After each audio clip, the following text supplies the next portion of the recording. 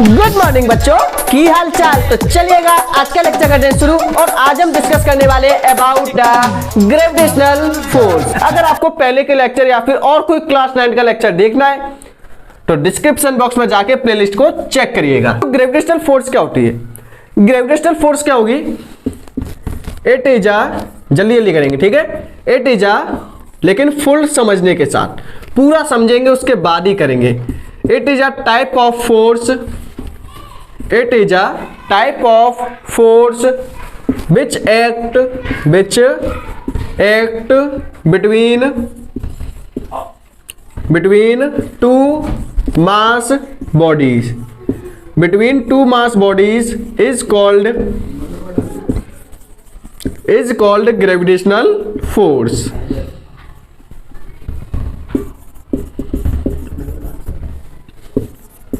तो gravitational force क्या होगी? एक ऐसी फोर्स जो दो मास बॉडीज के बीच में लगती हो, उसी को आप बोलोगे ग्रेविटेशनल फोर्स। जैसे कि एग्जांपल के लिए देखिए, एग्जांपल देखिएगा। जैसे आपका एक है फुटबॉल, ठीक है, ये आपकी है फुटबॉल, एक आपकी है क्रिकेट की बॉल। अब इनके बीच में क्या लगेगी? आपकी एक फोर्स लगेगी। मतलब ये फुटबॉल है, इसका कोई ना कोई मास होगा कि नहीं, इसका कोई ना कोई वजन होगा कि नहीं? बिल्कुल होगा भाई, फुटबॉल है तो वजन तो होगा ही होगा। जो आपकी क्रिकेट की बॉल है उसका भी कोई ना कोई वजन होगा। जिसका भी वजन हो, जिसका भी मास हो, उनके बीच में हमेशा लगती है आपकी ग्रेविटेशनल फोर्स। जिनका मास हो उनका मतलब उनके बीच में हमेशा लगेगी ग्रेविटेशनल फोर्स। तो आपकी फुटबॉल हो गई, क्रिकेट की बॉल हो गई, इनके बीच में कौन सी फोर्स लगेगी? Gravitational force. Gravitational force clear है? ठीक है। जैसे कि मान के चलिए आपकी क्लास में टीचर है, ठीक है, ये आप स्टूडेंट हो,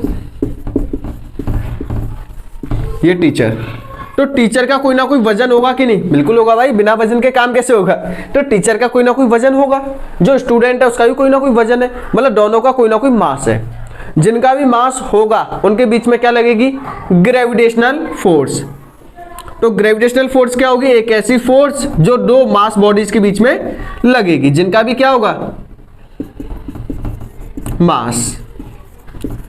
ठीक है। तो ग्रेविटेशनल फोर्स क्या होगी? एक ऐसी फोर्स जो दो मास बॉडीज के बीच में लगेगी, जिनका क्या होगा? मास होगा। जिनके अंदर वजन है उनके बीच में क्या लगेगी? फोर्स। जैसे कि मान के चलिए यहाँ पे मेरा एक मोबाइल रखा हुआ है, कैमरा, मैं यहाँ पे हूँ, उसका भी कोई ना कोई वजन है, मेरा भी कोई ना कोई वजन है। तो दोनों के बीच में एक फोर्स लग रही होगी, उस फोर्स का नाम होगा ग्रेविटेशनल फोर्स। अब कुछ बच्चे कहेंगे हमें एक्सपीरियंस तो होती नहीं है, मतलब हमें दिखाई तो देती नहीं है।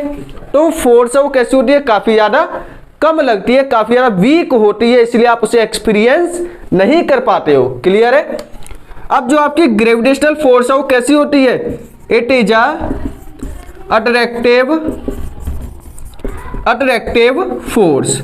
जो आपकी ग्रेविटेशनल फोर्स है वो कौन सी होगी? आपकी अट्रैक्टिव फोर्स होती है। मतलब ये हमेशा क्या करेगी? चीजों को अट्रैक्ट करेगी। जैसे कि ये मार्कर है, मार्कर को मैंने फॉल किया तो ये कहां पे आ गया? नीचे आ गया। क्यों? क्योंकि इतनी बड़ी जो अर्थ है, अर्थ का जो ग्रेविटेशनल फोर्स है वो कैसी है? काफी ज्यादा है। जिसका मास ज्यादा होगा उसकी ग्रेविटेशनल फोर्स कैसी होगी? ज्यादा। जिसका मास ज्यादा उसकी ग्रेविटेशनल फोर्स भी कैसी होगी? आपकी ज्यादा होगी। सिंपल है। तो अर्थ की जो ग्रेविटेशन फोर्स है वो कैसी है? ज्यादा है। इस मार्कर की ग्रेविटेशनल फोर्स कैसी थी? कम। इसीलिए इसने अर्थ को नहीं खींच पाया, अर्थ ने इसको खींच लिया। ठीक है। तो जो भी दो बॉडीज होती हैं जिनका मास है उनके बीच में क्या लगेगी? हमेशा ग्रेविटेशनल फोर्स। क्लियर है? ये आपका टॉपिक क्लियर होगा। चलिए अब इसके बाद शुरू करते हैं universal law of gravitation. Universal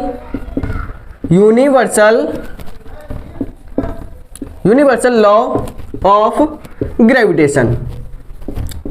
of gravitation. Universal law of gravitational. अब ग्रेविटेशन का यूनिवर्सल लॉ क्या है? अब देखो यूनिवर्सल लॉ क्या चीज है। अब इस लॉ की हेल्प से हम ये निकालते हैं कि कोई भी ऑब्जेक्ट किसी दूसरे ऑब्जेक्ट पे फोर्स कितनी लगाएगा। उसका कोई ना कोई फॉर्मूला तो होना चाहिए ना। तो उसका फॉर्मूला हमें कहां से मिलेगा? यूनिवर्सल लॉ से। तो लॉ ऑफ ग्रेविटेशन आपको क्या बताएगा? एक फॉर्मूला बताएगा जिसकी हेल्प से आप क्या कर पाओगे? किसी ऑब्जेक्ट किसी दूसरे ऑब्जेक्ट पे कितनी फोर्स लगा पा रहा है आप उस चीज को निकाल पाओगे। आप क्या कर पाओगे, एक ऑब्जेक्ट दूसरे ऑब्जेक्ट पे कितनी फोर्स लगा पा रहा है, उस ऑब्जेक्ट की फोर्स को आप क्या कर पाओगे, निकाल पाओगे। किसकी हेल्प से, यूनिवर्सल लॉ ऑफ ग्रेविटेशन। इसको हम एक और नाम से जानते हैं, इसका नाम क्या होगा आपका, न्यूटन्स, ये भी न्यूटन ने दिया था ना, तो न्यूटन्स लॉ ऑफ ग्रेविटेशन। तो इसको हम एक और नाम से जानते हैं, न्यूटन्स लॉ ऑफ ग्रेविटेशन। चलिए बात कर लेते हैं इसके, ठीक है। आपके पास क्या है, दो ऑब्जेक्ट है, ये आपके पास है दो ऑब्जेक्ट, ये ऑब्जेक्ट है आपका फर्स्ट, ये ऑब्जेक्ट है आपका सेकंड। इसका जो मास है वो कितना है, m1, इसका मास आपने कितना मान लिया, m2। आपको क्या करना है, इन दोनों ऑब्जेक्ट के कहां से लेनी है, सेंटर, मतलब बिल्कुल बीचों बीच पॉइंट से क्या लेनी है, इनके बीच की डिस्टेंस। उस डिस्टेंस को आप क्या बोलोगे, r, ठीक है। आपको क्या करने है, पहले ऑब्जेक्ट का मास कितना है, m1, दूसरे ऑब्जेक्ट का मास m2, पहले का m1 दूसरे का m2। फिर आपको क्या लेनी है, दोनों ऑब्जेक्ट के बीच की डिस्टेंस। डिस्टेंस आप कहां से लोगे, इनके सेंटर पॉइंट से। कहां से लोगे, इनके सेंटर पॉइंट से। क्लियर है। अब according to universal law of gravitation के अकॉर्डिंग क्या होगा, तो देखिएगा यहाँ पे पूरा लॉ, अगर आपसे कोई बोले कि define universal law of gravitation, तो आपको ये पूरा लिखना होगा, ठीक है। क्या लिखेंगे, according to law of gravitation, according to law of gravitation, ठीक है। तो उसमें आपको क्या लिखना है, according to law of gravitation में gravitational force is directly proportional,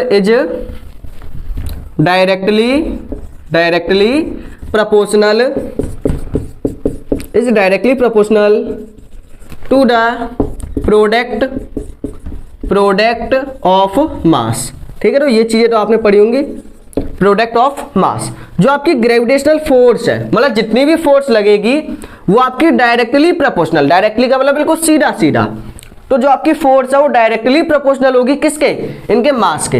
अगर इसका मास ज्यादा होगा तो भी फोर्स आपकी कैसी होगी, लगेगी ज्यादा। अगर इसका मास ज्यादा है फिर भी आपकी फोर्स कैसी लगेगी, ज्यादा। मतलब इन दोनों का क्या होगा, प्रोडक्ट का मतलब क्या होगा यहाँ पे, मल्टीप्लाई। तो फोर्स आपकी डायरेक्टली प्रोपोर्शनल होगी किसके, इन दोनों के मास के। अगर इन दोनों का मास ज्यादा है तो फोर्स कैसी लगेगी, ज्यादा। जैसे कि मैंने अभी आपको बताया था, अर्थ की जो मतलब अर्थ का जो ग्रेविटेशनल फोर्स है वो कैसी होती है, आपकी ज्यादा होती है। क्यों, क्योंकि अर्थ का मास कैसा है, ज्यादा है। तो जिसका मास ज्यादा उसकी फोर्स भी कैसी होगी, ज्यादा। अगर आप मास को इंक्रीज करोगे तो फोर्स भी आपकी क्या होगी, इंक्रीज होगी। इसको नाम देंगे इक्वेशन फर्स्ट। क्लियर है। अब यहां पे आपका जो ग्रेविटेशनल फोर्स है, gravitational force is inversely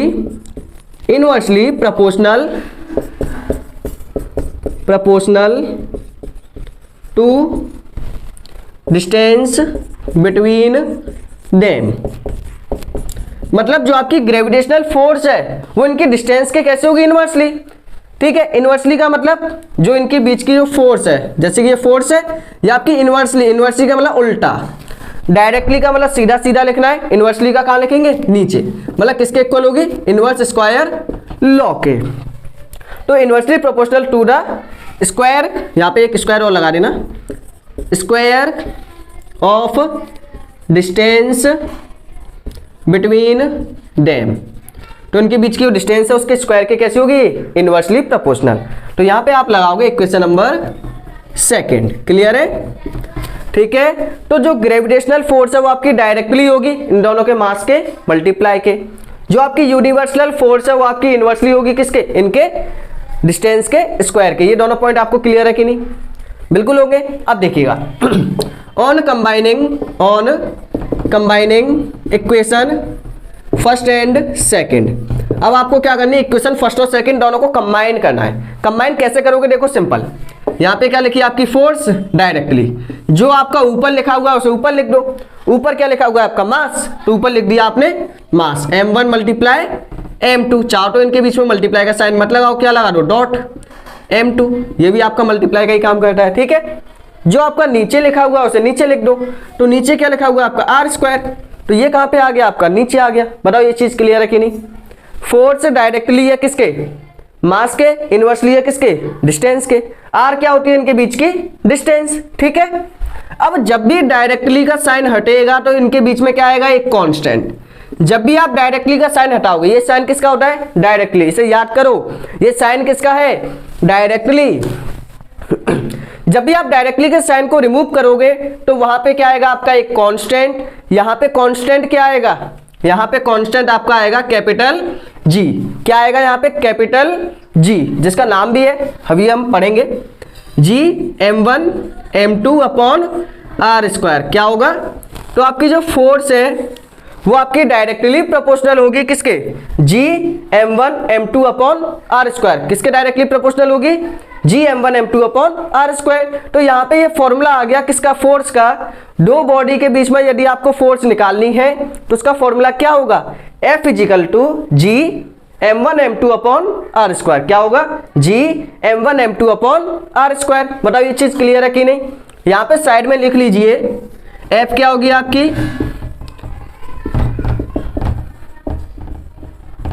gravitational force. ठीक है। m1 क्या होगा? मास ऑफ फर्स्ट बॉडी, पहले बॉडी का मास। m2 क्या होगा? Mass of second body. एक एक पॉइंट को अपनी कॉपी में लिखिएगा। r क्या होगा? डिस्टेंस बिटवीन देम, उनके बीच की डिस्टेंस, डिस्टेंस बिटवीन देम। ठीक है। g क्या होगा? Capital G. कैपिटल जी आपका होगा ग्रेविटेशनल कांस्टेंट। क्या होगा? Gravitational constant. ठीक है, क्लियर है इतना? तो यहां पे आपका F आ गया, F is equal to G m1 m2 upon R square. Formula याद करो, F is equal to G m1 m2 G m1 m2 upon R square. बताओ इतना क्लियर है कि नहीं? ठीक है, जल्दी से इसको नोट करिएगा, फिर हम आगे बात करेंगे यूनिवर्सल ग्रेविटेशनल कांस्टेंट के बारे में। करिएगा इसे, एक बार स्क्रीनशॉट लीजिए इसका। ठीक है, एक पॉइंट का आपको यहां पे ध्यान अब भी रखना है। ग्रेविटेशनल फोर्स कैसी होगी आपकी? Attractive force. कैसी होगी? Attractive force. ठीक है, करिएगा इसे। हो गया होगा? चलिए अब हम बात करते हैं यहाँ पे, अभी हम इसके ऊपर कुछ क्वेश्चन भी देखेंगे अच्छे अच्छे जो आपने शुरुआत में देखे थे, उसी टाइप के। धीरे धीरे हम उस लेवल तक जाएंगे।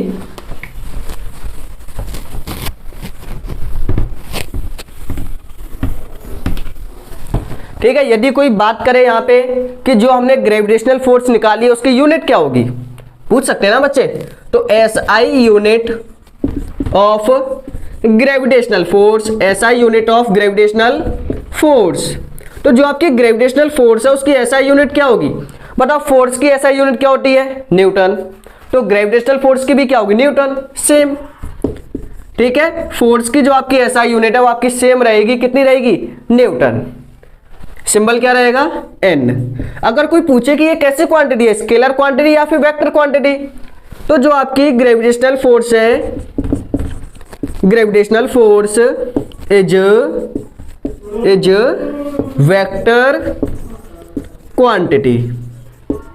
ठीक है, तो ग्रेविटेशनल फोर्स क्या है आपकी? एक वेक्टर क्वांटिटी। बताओ ये चीजें क्लियर है कि नहीं आपको? ठीक है, एक एक पॉइंट को लिखते जाइए कॉपी में, काफी इंपॉर्टेंट है ये सभी चीजें। करिएगा इसे। हो गया होगा भाई लोग? चलिए, तो यूनिवर्सल लॉ ऑफ ग्रेविटेशन के बाद अब हम बात करने वाले हैं यहाँ पे ग्रेविटेशनल कांस्टेंट। Gravitational constant. ठीक है, तो ग्रेविटेशनल कांस्टेंट क्या होता है आपका? Capital G. क्लियर है? यूनिवर्सल ग्रेविटेशनल कांस्टेंट क्या होगा आपका? Capital G. बताओ फॉर्मूला क्या होगा? रिवाइज करो जल्दी से। Force is equal to G m1 m2 upon R square. ठीक है, जी आपका क्या होगा यहाँ पे? Universal gravitational constant. क्लियर है? अगर जी का फॉर्मूला निकालें तो जी का क्या फॉर्मूला आएगा? जी आपका किसके इक्वल आएगा? आर स्क्वायर किसमें आपका? डिवाइड में। तो डिवाइड वाला कहां जाएगा? मल्टीप्लाई में। F R square. यही होगा कि नहीं? जो आपके ये मास है किसमें लिखे हो? मल्टीप्लाई में। तो कहां पे जाएंगे? डिवाइड में। m1 multiply m2। बताओ ये चीज क्लियर है कि नहीं? ठीक है, तो g का फॉर्मूला क्या बनेगा? g आपका इक्वल होगा f are square upon m1 m2। अब अगर हम यहां पे बात करें किसकी? डिफाइन की। किसकी? Define. Define of gravitational constant.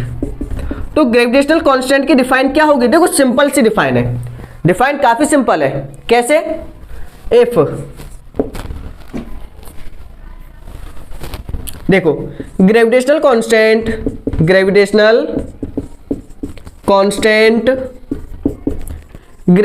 Constant is equal to the force. जो आपका ग्रेविटेशनल कांस्टेंट है वो इक्वल हो जाएगा किसके? फोर्स के। ये फोर्स के कब इक्वल होगा? When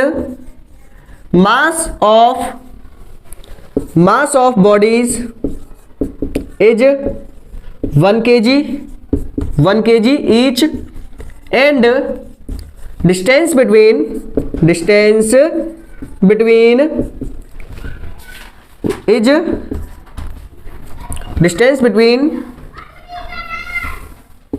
is 1 metre. देखो अगर हम इनके मास मतलब m1 की वैल्यू कितनी कर दे? 1 kg, ठीक है। m2 की वैल्यू कितना कर दे हम? 1 kg। इनके बीच की जो डिस्टेंस है r, उसे कितना कर दे? 1 मीटर। तो बताइए जो आपका ग्रेविटेशनल है वो किसके इक्वल हो जाएगा? ग्रेविटेशनल आपका इक्वल हो जाएगा किसके? देखिएगा f, r की वैल्यू कितनी है आपकी? 1 का स्क्वायर, 1 मल्टीप्लाई 1 कितना आएगा? f के इक्वल ही तो आएगा, 1 का तो कुछ होगा नहीं। तो यहाँ पे जो आपका g है वो इक्वल हो जाएगा f के, ठीक है। उसकी डिफाइन कैसे बनेगी?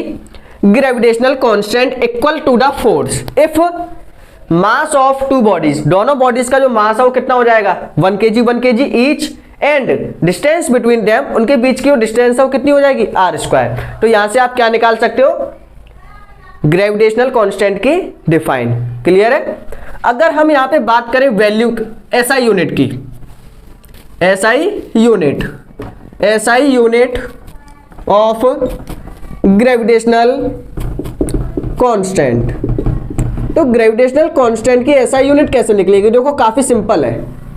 देखो फॉर्मूला क्या है जी का? हमने अभी लिखा है यहाँ पे, क्या है बताओ?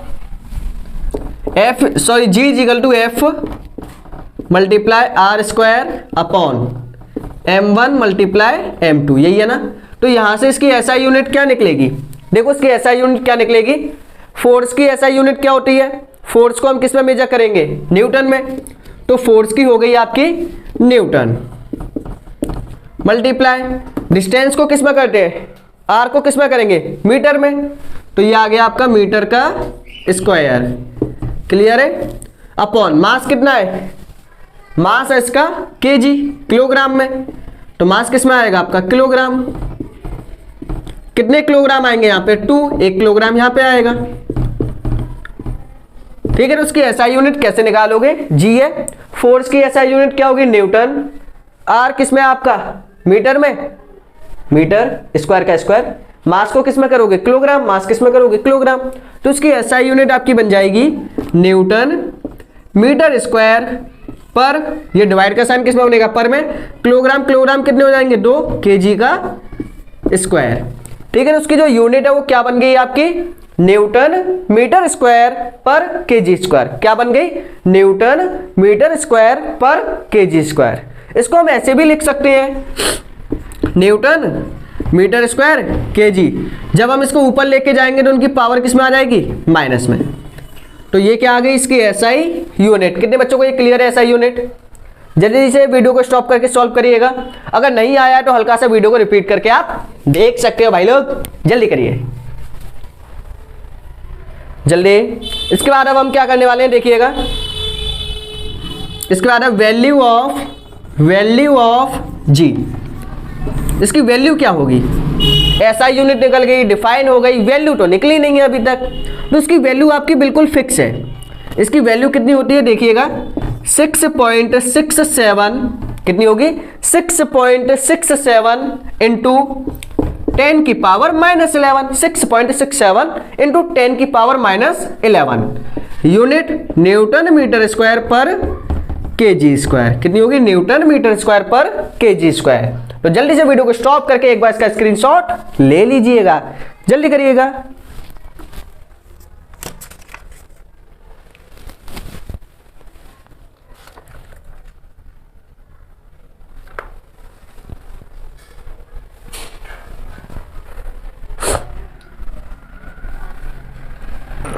हो गया होगा। चलिए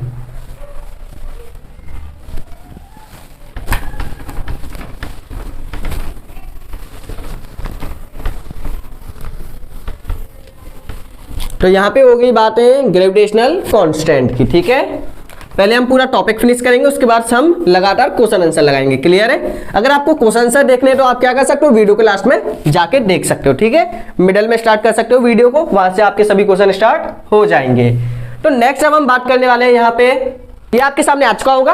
तो अब हम बात करने वाले हैं significance of gravitational force in nature, ठीक है। मतलब अब हम देखने वाले हैं कि ग्रेविटेशनल फोर्स का अपने नेचर में कहां कहां यूज है, हम कैसे पहचानेंगे कि यहां पे आपकी ग्रेविटेशनल फोर्स लग रही है। देखो कैसे, फर्स्ट पॉइंट आपका है it is the gravitational force between the sun and earth which keeps the earth in uniform circular motion around the sun. अब आप सबने देखा है कि जो आपका सन है उसके अराउंड जो आपकी अर्थ है वो क्या करती है, एक यहां पे जो आपकी अर्थ है ये क्या करेगी, आपकी एक रिवॉल्व करेगी, इसके अराउंड करेगी या नहीं।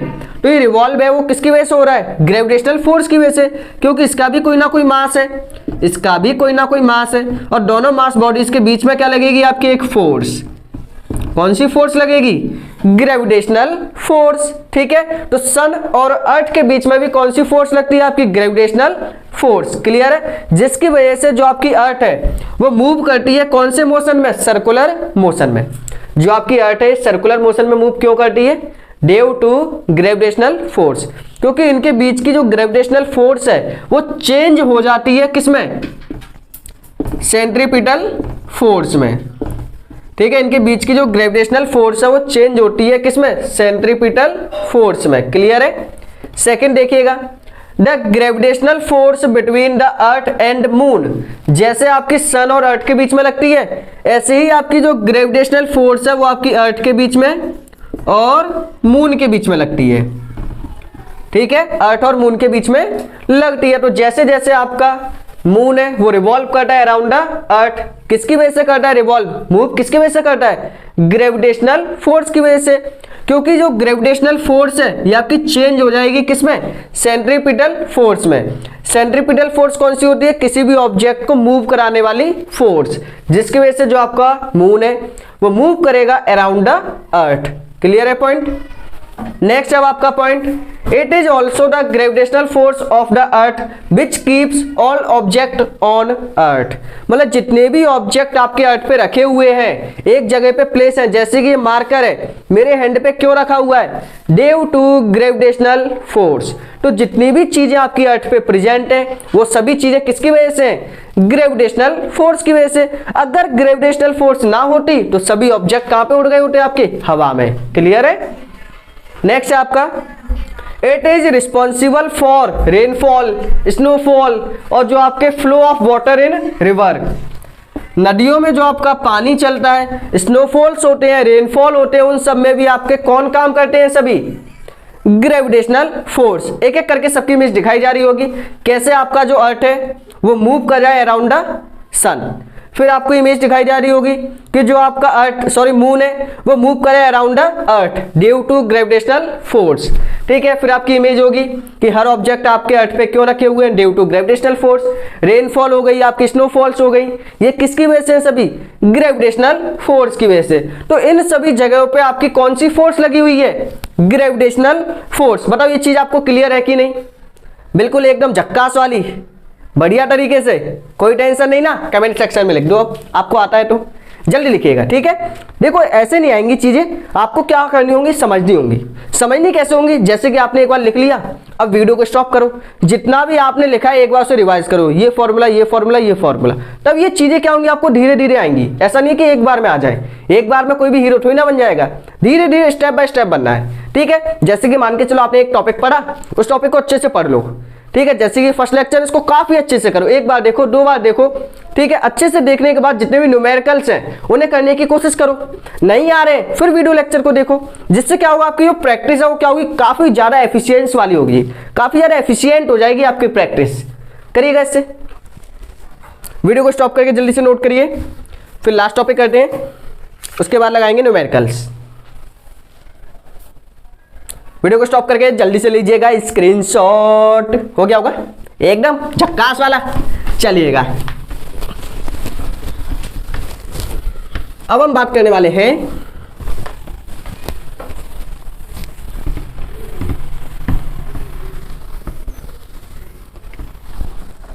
चलिए देखिएगा न्यूटन्स, नेक्स्ट है Newton third law, Newton's third law of motion and gravitation,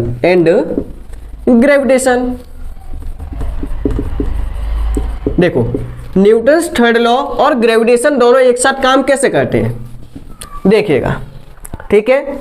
तो according to Newton's third law आपके पास दो ऑब्जेक्ट है, ये आपके दो ऑब्जेक्ट है, इनका भी मास m1 है, इनका भी मास m2 है, ठीक है। तो ये वाला जो ऑब्जेक्ट है, जो m1 है, ये फोर्स लगा रहा होगा किसके ऊपर, इसके ऊपर, इसको क्या करेगा, खींचने की कोशिश करेगा।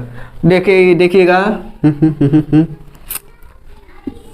जैसे कि देखो m1 वाला क्या कर रहा है, m2 को खींचने की कोशिश कर रहा है, कितनी फोर्स लगा के, F1। जो m2 वाला है, मतलब ये दूसरा जो मास ऑब्जेक्ट है, ये खींचने की कोशिश कर रहा है किसको, F1 को। तो फर्स्ट वाला फोर्स लगा रहा है इस पे, सेकेंड वाला फोर्स लगा रहा है इस पे, मतलब दोनों एक दूसरे को खींच रहे हैं। जैसे कि ये मेरा हैंड है इस टाइप से, ठीक है। तो दोनों क्या कर रहे हैं, एक दूसरे को खींच रहे हैं, ये इस साइड खींच रहा है, ये इस साइड खींच रहा है, लेकिन कहीं जा नहीं रहे हैं। क्यों नहीं जा रहे हैं, क्योंकि दोनों एक साइड से जो फोर्स है वो कैसे लगा रहे हैं, इक्वल। तो ऐसे ही ये वाला ऑब्जेक्ट है, ये इसको खींचने की कोशिश कर रहा है, आजा मेरे पास, ये इसको इधर खींचने की कोशिश कर रहा है, लेकिन दोनों जो फोर्स है वो कैसे लगा रहे हैं, इक्वल लगा रहे हैं। क्यों इक्वल लगा रहे हैं, due to Newton's third law, क्योंकि न्यूटन्स थर्ड लॉ ने क्या बोला था कि जब भी हम किसी पे कोई फोर्स लगाएंगे तो वो भी हमारे ऊपर फोर्स लगाएगा इक्वल अमाउंट में। तो यदि इस वाले ऑब्जेक्ट ने इस पे फोर्स लगाई होगी तो ये वाला ऑब्जेक्ट भी क्या करेगा, इस पे फोर्स लगाएगा, ठीक है। तो ग्रेविटेशनल फोर्स क्या होती है आपकी, दोनों ऑब्जेक्ट पे इक्वल लगती है। क्लियर है। जैसे कि देखिएगा आपका ये हो गया अर्थ, ये आपका हो गया एक पर्सन, ठीक है। ये आपका कोई भी स्टूडेंट वगैरह पर्सन है, ये आपका पर्सन है, ठीक है। तो जितनी फोर्स ये अर्थ लगाएगी किसके ऊपर, इस पर्सन के ऊपर, पर्सन भी क्या करेगा, उतनी ही फोर्स लगाएगा किसको खींचने के लिए, अर्थ को खींचने के लिए। मतलब दोनों फोर्स कैसी लगाएंगे, इक्वल। जितनी फोर्स इसने लगाई है पर्सन को खींचने के लिए, उतनी ही फोर्स पर्सन लगाएगा अर्थ को खींचने के लिए, लेकिन खींच नहीं पाएगा। फोर्स तो दोनों इक्वल लगाएंगे, क्यों, due to Newton's third law. Newton's third law के अकॉर्डिंग दोनों फोर्स कैसी लगाएंगे, इक्वल। जितनी फोर्स ये लगाएगा उतनी ही ये फोर्स लगाएगा, लेकिन खींच नहीं पाएगा। क्योंकि इसका मास कैसा है, ज्यादा मास होने की वजह से इसका एक्सेलरेशन कैसा होगा, कम। एक्सेलरेशन कम होने की वजह से ये मूव तो करेगा, लेकिन मूव कैसा करेगा, बहुत कम। मतलब अर्थ के अंदर मूवमेंट तो होगा, लेकिन वो मूवमेंट कैसा होगा, काफी ज्यादा स्मॉल होगा, जिसे हम ऑब्जर्व नहीं कर पाएंगे। तो जितनी फोर्स अर्थ लगाएगी इसको खींचने के लिए, उतनी ही फोर्स ये पर्सन लगाएगा अर्थ को खींचने के लिए, लेकिन अर्थ आपके पास में नहीं आएगी। अगर आएगी भी तो उसकी वेलोसिटी कैसी होगी, काफी ज्यादा कम, जो आपको नेग्लेक्ट कर देगी या फिर आप उसे ऑब्जर्व नहीं कर पाओगे। तो ये था आपका न्यूटन्स थर्ड लॉ, ठीक है। यदि आप इसमें एक पॉइंट लिखना चाहो तो आप लिख सकते हो, क्या, जैसे कि if an object exert a force on another object, then the second object also exert an equal and opposite force, on first object,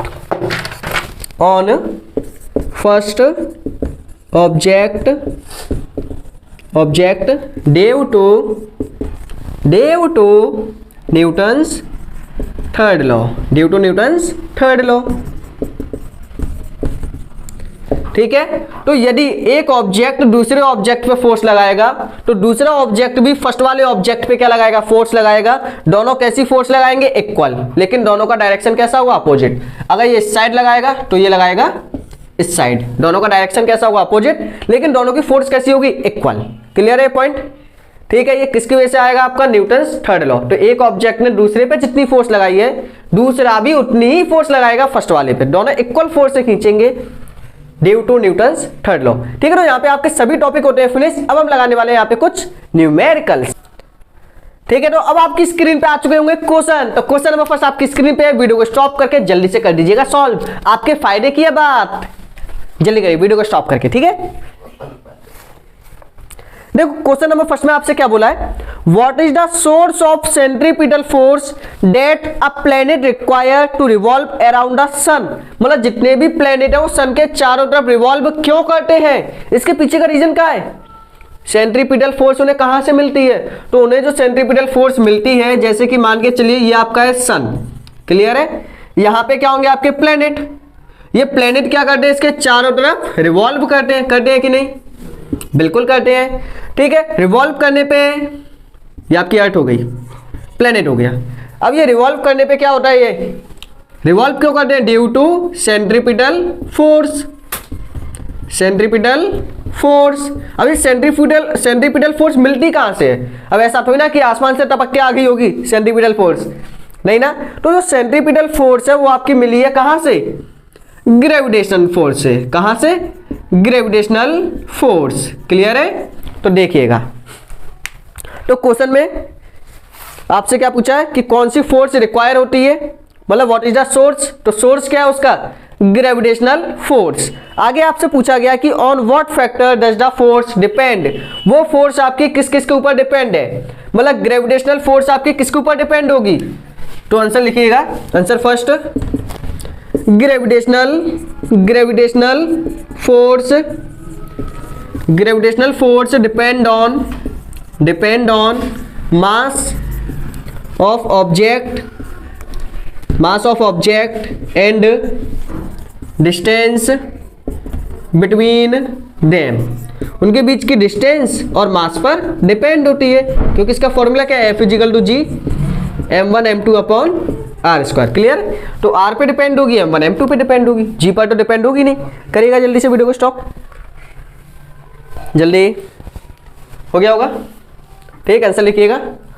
next question आपकी स्क्रीन पे आ चुका होगा, वीडियो को स्टॉप करके जल्दी से क्वेश्चन को कर दीजिएगा, जल्दी करिए। तो क्वेश्चन में आपसे क्या बोला है, the earth is acted upon by the gravitation of sun even though is does not fall into the sun, why.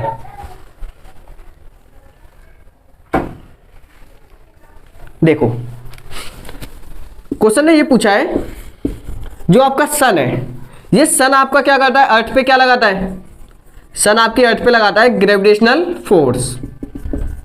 ठीक है, तो जब सन आपकी अर्थ पे ग्रेविटेशनल फोर्स लगा रहा है तो अर्थ आपकी इसमें फॉल क्यों नहीं करती, मतलब गिर क्यों नहीं जाती, क्यों नहीं गिरती, क्योंकि जो आपकी ग्रेविटेशनल फोर्स है वो आपकी चेंज हो जाती है किसमें, ग्रेविटेशनल फोर्स आपकी चेंज हो जाती है किसमें, इसको रिवॉल्व कराने में। रिवॉल्व कराने में कौन सी फोर्स लगती है आपकी, सेंट्रीपिटल फोर्स। अभी आपको बताया था कौन सी फोर्स आपकी, सेंट्रीपिटल फोर्स। तो उसका आंसर क्या होगा, बिकॉज, क्यों नहीं गिरता, बिकॉज मतलब अर्थ आपकी सन में क्यों नहीं गिरती, फॉल क्यों नहीं करती, बिकॉज अर्थ, या फिर because gravitational force, gravitational force change into centripetal force, so the earth revolve around sun, not around sun, not fall। ठीक है, क्योंकि जो आपकी ग्रेविटेशनल फोर्स है वो चेंज हो जाती है सेंट्रीपिटल फोर्स में, जिसकी वजह से जो आपकी अर्थ है वो सन में गिरती नहीं है बल्कि उसके चारों तरफ रिवॉल्व करने लगती है। क्लियर है पॉइंट, चलिएगा इसको नोट करिए, फिर नेक्स्ट क्वेश्चन आपकी स्क्रीन पे आ चुका होगा। ठीक है, तो वीडियो को स्टॉप करके जल्दी से उस क्वेश्चन को कर दीजिएगा, स्क्रीनशॉट लेते जाना साथ के साथ, बताने की जरूरत आपको ना ही पड़े बिल्कुल भी, तो अच्छा है। देखिए क्वेश्चन थर्ड में क्या करना है, क्वेश्चन थर्ड में आपसे क्या बोला गया है, what is the force between two sphere, दो स्फीयर के बीच में कितनी फोर्स होगी इफ दोनों ऑब्जेक्ट, मतलब जो स्फीयर है उनका मास कितना है, पहले स्फीयर का मास है m1 20 kg, दूसरे का भी कितना है 20 kg, दोनों का कितना है सेम, इनके बीच की जो डिस्टेंस है वो कितनी है 50 सेंटीमीटर। तो इसमें गिवन क्या क्या है देखिएगा, फर्स्ट वाले का मास है आपका 20 kg, सेकेंड वाले का मास है आपका 20 kg, इनके बीच की डिस्टेंस कितनी है 50 सेंटीमीटर। सेंटीमीटर को आपको चेंज करना पड़ेगा किसमें, मीटर में, कितना आएगा 50/100 मीटर में आ गया, 0 से 0 कैंसिल, 1/2 मीटर, या फिर चेंज कर लो कितना आ जाएगा ये 0.5 मीटर। ठीक है, तो डिस्टेंस कितनी आ गई आपकी ठीक, कितनी आ जाएगी आपकी 0.5 मीटर। अब देखिएगा क्या करना है आपको, निकालनी है ग्रेविटेशनल फोर्स। फोर्स का formula G m1 m2 upon r², यही होता है। तो यहाँ पे देख लीजिएगा इसे, F = G m1 m2 upon r²। G कितना है आपका 6.67 इंटू 10⁻11, मास कितना है आपका 20 × 20 डिवाइडेड बाय इनके बीच का डिस्टेंस है भाया 0.5। क्लियर है, चलिए अब इसके बाद क्या करोगे आप, फोर्स कितनी है 6.67 सॉल्व करिएगा। कैलकुलेशन थोड़ी सी यहाँ पे आपको कुछ टफनेस दे सकती है। 0.5 का स्क्वायर कितना आएगा, 0.5 का आपका स्क्वायर आएगा 0.25। क्लियर है, डेसिमल हटाओगे, डेसिमल से डेसिमल क्या हो जाएगा कैंसिल, तो फोर्स आपकी आ गई 667 × 20 डिवाइडेड बाय 25 10⁻11। तो इसको सॉल्व कर दोगे तो आंसर आपका यहाँ पे निकल के आएगा 1.06 इंटू 10⁻7 न्यूटन। तो इतना क्या आएगा आपका यहाँ पे आंसर। तो जल्दी से वीडियो को स्टॉप करके इसे नोट करिएगा। सिंपल क्वेश्चन था, कुछ नहीं था, मास आपको गिवन था, डिस्टेंस आपकी गिवन थी, पुट कर दिया, कुछ लॉजिक लगाना ही नहीं था क्वेश्चन में। जल्दी से करिए। नेक्स्ट क्वेश्चन थोड़ा सा है जो आपने स्क्रीन पे देखा था, जल्दी करिए, इसे हो गया होगा। नेक्स्ट अब क्या करना है आपका, नेक्स्ट क्वेश्चन आपकी स्क्रीन पे आ चुका होगा, क्वेश्चन नंबर 4।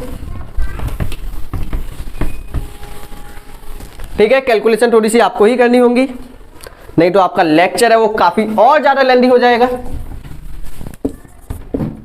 Question number 4। अब देखो क्वेश्चन नंबर 4 में क्या करना है, a sphere of mass 40 kg, एक स्फीयर है जिसका मास कितना है 40 kg, is attracted by a second sphere of mass 15 kg। मतलब पहले स्फीयर का जो मास है वो कितना है 40 kg, सेकंड स्फीयर का जो मास है वो कितना है 15 kg। क्लियर है, विद देयर सेंटर, उनकी सेंटर से जो आपकी डिस्टेंस है वो कितनी है 20 सेंटीमीटर अपार्ट। मतलब r कितना है आपका 20 सेंटीमीटर। चेंज कर दो इसे मीटर में, 20 100 का डिवाइड मीटर में आ गया, 0 से 0 कैंसिल, कितना आएगा 0.2 मीटर। तो r डिस्टेंस भी आ गई, मास भी आपके पास है। विद अ फोर्स, अब देखो यहाँ पे आपकी फोर्स गिवन है, फोर्स कितनी है आपकी यहाँ पे 0.1 मिलीग्राम वेट। ठीक है, यहाँ पे हल्की सी आपको फोर्स को क्या करना होगा, चेंज करना होगा, 0.1 milligram weight. Calculate gravitational constant, आपको क्या निकालना है ग्रेविटेशनल कांस्टेंट। देखो क्वेश्चन तो आपका इजी है, मास आपका गिवन है, डिस्टेंस उसके बीच की गिवन है, ये आपको फोर्स, बस मेन चीज तो यही फंसी भाया, यही तो नहीं आती हमको, यही तो सिखानी है आपको। तो देखिए मेन चीज आपको यहाँ पे समझनी क्या है, फोर्स। अब ये फोर्स को ही हम कैसे निकालेंगे, फोर्स आपकी कितनी है 0.1 मिलीग्राम, 1 मिलीग्राम को केजी में चेंज करना है। ठीक है, तो 1 मिलीग्राम आपका इक्वल होता है 10⁻⁻6 kg। ये चीज आपको पता होनी चाहिए भाई लोग। ठीक है, 1 मिलीग्राम इक्वल होता है 10⁻6 ग्राम केजी के। क्लियर है, कितने के होगा 10⁻6 kg के। ठीक है, वेट आपका किसके इक्वल होता है 1 न्यूटन इक्वल होता है कितने के 1 न्यूटन, या फिर जो वन वेट है वो इक्वल होगा किसके, 9.8 न्यूटन के। वन वेट किसके इक्वल होगा, 9.8 न्यूटन के। किसके इक्वल होगा, 9.8 न्यूटन के। तो उस पॉइंट को बस आपको ध्यान रखना है। मिलीग्राम को चेंज करना है केजी में, तो कितना लगाओगे, 10⁻⁶। वेट को चेंज करना है न्यूटन में, तो कितना आएगा, 9.8। तो यहाँ पे इसकी जो फोर्स है वो कितनी आएगी, जो कितना लिखा है, मिलीग्राम। वेट चेंज कर दो, फोर्स 0.1, मिलीग्राम कितना आएगा, 10⁻⁶, वेट कितना है, 9.8, मल्टीप्लाई कर दो तो ये आ जाएगा आपका 0.98 इंटू 10⁻⁶ न्यूटन। फोर्स आपकी आ गई 0.98। ठीक है, इस क्वेश्चन को हम और भी इजी तरीके से कर सकते थे यदि हम वेट को कितना मान लेते, 10। चलो 9.8 माना है, वही सही है। अब देखिए जी निकालना है आपको। अब देखो फोर्स का फॉर्मूला क्या होता है, F = G m1 m2 upon r²। यही है। आपको क्या निकालना है, कैपिटल जी की वैल्यू। कैपिटल जी किसके इक्वल होगा, कैपिटल जी आपका इक्वल होगा फोर्स इंटू भाई आर का स्क्वायर m1 मल्टीप्लाई m2, यही होगा ना। जल्दी जल्दी देखते हो जाओ जी। फोर्स कितनी है आपकी, फोर्स है यहाँ पे आपकी 0.98 इंटू 10⁻⁶, यही है ना। आर, इनके बीच की डिस्टेंस कितनी है, 0.2 का स्क्वायर। स्क्वायर का मतलब कितनी बार लिखो, 2 बार। डिवाइडेड बाय मास कितना है, पहले का मास आपका 40 kg, सेकंड का जो मास है वो कितना है आपका 15 kg, यही है ना। ठीक है, अब क्या करोगे, डेसिमल हटाओ। डेसिमल हटाया, नीचे आपने क्या लगा दिया, 1 0 2 0, डेसिमल हटा के नीचे 0, डेसिमल हटा के नीचे 0, यही है ना। ठीक, चल देखिए ऊपर कितना है आपका जी, 98 मल्टीप्लाई 2 को इस साइड लिख दो, 2 मल्टीप्लाई 2 10⁻⁶, 40 मल्टीप्लाई 15, कितनी 0, 1 2 3 4, तो कितना आएगा 10⁴। ठीक है, अब यहाँ से इसको कट मत कर देना, कुछ बच्चे ये गलती करेंगे, इसको कट कर देंगे, तो कट आपको नहीं करना। जी गलती कितना आ जाएगा आपका यहाँ पे, 98 मल्टीप्लाई 2 2 जा कितना आएगा 4 10⁻⁶। ठीक है, ये कितना आएगा आपका 40 15, 10⁴ ऊपर जाएगा तो किस में जाएगा, 10⁻⁴ में। 6 और 4 कितना आएगा, 4 से काटो कितना 10, तो कितना आ गया ये 150, ये आ गया इंटू ये कितना आएगा 10⁻⁻10।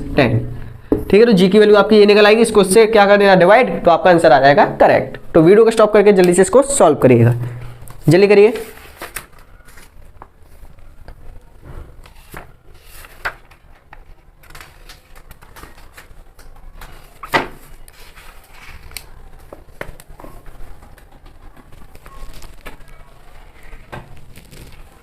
हो गया। नेक्स्ट क्वेश्चन आपकी स्क्रीन पे दिखाई दे रहा होगा। ठीक है, यदि ये वाला क्वेश्चन नहीं आया था तो हल्का सा वीडियो को रिपीट करके देख लीजिएगा, आ जाएगा। मेहनत आपको करनी पड़ेगी।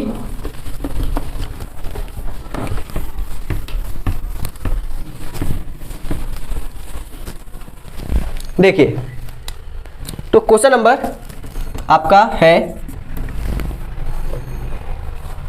फर्स्ट, स्क्रीन पे दिखाई दे रहा होगा आपका। इसमें क्या करना है आपसे, how does the force of gravitation between two object, दो ऑब्जेक्ट के बीच की जो फोर्स है वो कितनी हो जाएगी यदि उनकी डिस्टेंस कितनी कर दी जाए, हाफ। तो देखिएगा, आपके दो ऑब्जेक्ट हैं, एक ऑब्जेक्ट ये है, एक ऑब्जेक्ट ये है। ठीक है, इनका जो मास है वो कितना है, इसका मास है m1, इसका मास है m2, इनके बीच की डिस्टेंस है r। तो बताओ इनके बीच में फोर्स कितनी लगेगी, तो फोर्स कितनी लगेगी इनिशियल, ये केस है आपका इनिशियल वाला। तो इनिशियली जो आपकी फोर्स है वो कितनी लगेगी, F का फॉर्मूला आपका हो जाएगा G m1 m2 upon r²। Clear है पॉइंट। अब सेकंड केस में क्या बोला है, ये फिर मान लो केस फर्स्ट, आपका केस फर्स्ट मान लो। सेकंड केस में आपसे क्या बोला है, केस सेकंड में आपसे बोला गया है कि अब इनके बीच की जो डिस्टेंस है वो कितनी कर दी गई है, हाफ। इनके बीच की डिस्टेंस आपकी कर दी गई है हाफ, कितनी r/2। जब इनके बीच की डिस्टेंस आपकी हाफ कर दी गई है तो बताओ अब कितनी फोर्स होगी। तो देखिएगा, फोर्स का फॉर्मूला तो आपका सेम ही है जी, मास तो दोनों का सेम है, m1 m2, इसका ही मास m1 है, उसका ही मास m2 है। इनके बीच की डिस्टेंस कितनी है, r/2, तो डिस्टेंस कितनी है r/2 का स्क्वायर, यही है ना। इसको सॉल्व करेंगे तो फोर्स कितना आएगा आपका g m1 m2 upon r का स्क्वायर, 2 का स्क्वायर कितना आएगा नीचे 4, इस 4 को हम क्या लिख सकते हैं ऊपर, तो इस 4 को हम कहाँ लिख देंगे ऊपर। अब आपको यदि पता हो, या फिर ये कौन सी आपकी फाइनल वाली, या फिर मान लो सेकंड वाली, ठीक है, ये कौन सी है फर्स्ट वाली, क्लियर है। तो बताइए जो आपकी फोर्स है वो कितनी हो गई F2, ये किसके इक्वल है आपका, ये आपका इक्वल है इसके, देखो G m1 m2 upon R square, G m1 m2 upon R square किसके इक्वल है F1, तो आप इस पूरे की जगह पे क्या लिख सकते हो F1, तो F2 आपकी फोर्स आएगी 4 इंटू F1, तो फोर्स कितनी आ गई आपकी 4F1, मतलब आपकी फोर्स हो जाएगी, फोर्स विल बी 4 टाइम्स, 4 गुना हो जाएगी आपकी फोर्स, करिएगा से। तो डिस्टेंस आपकी कितनी हो गई थी हाफ, तो फोर्स हो गई आपकी 4 टाइम्स, करिए से वीडियो को स्टॉप करके, हो गया होगा ये क्वेश्चन, ठीक। तो चलिएगा आज का लेक्चर करने यहीं पे फिनिश। Thanks for watching.